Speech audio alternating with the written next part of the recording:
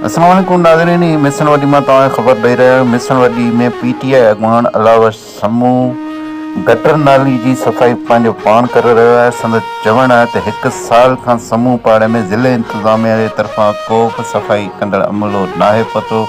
अचो साण पुछूं त संदसि छा चवणु आहे।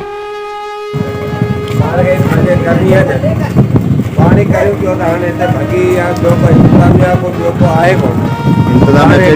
कहिड़ी इंतिज़ामिया जेके मतिलबु गवर्नमेंट आहे, भाई गवर्नमेंट आहे कहिड़े ज़िले जो माण्हू आई तो ख़बर थी पए। ज़िलो ॿुधा तहसील ॿुधा तहको झंडो भरी पाण छा आई पाण वर्कर आहियां। छाजो वर्कर कहिड़ी पार्टी जो पार्टी पीटीआई तारीख़ नथा अचनि ज़िले इंतिज़ामिया जे तरफ़ां जेकी टीम ईंदी आहे उहे इन पासे अचंदा या न? असांजे पासे हिन को बि कोन थो अचे। घणो अरसो थियो आहे तव्हां ॾिठा? तक़रीबन 12 महीना थी विया आहिनि।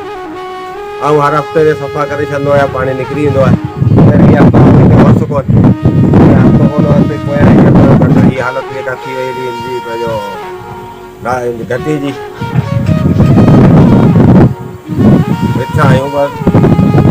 जीअं नाज़रीन तव्हां ॾिठो त मिशन वडी में जेको आहे त पीटीआई अॻुवान पाण पंहिंजी नालियुनि जी सफ़ाई करे रहियो आहे।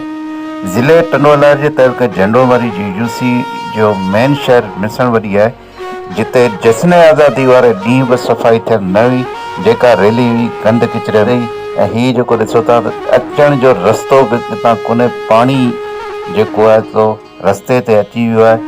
जी नाज़रीन, हीअ मिशन वडी जी सूरत हाल। रिपोर्ट मोहम्मद कासिम मल्ला, राज न्यूज़ टीवी, मिशन वडी, ज़िला टंडवाला।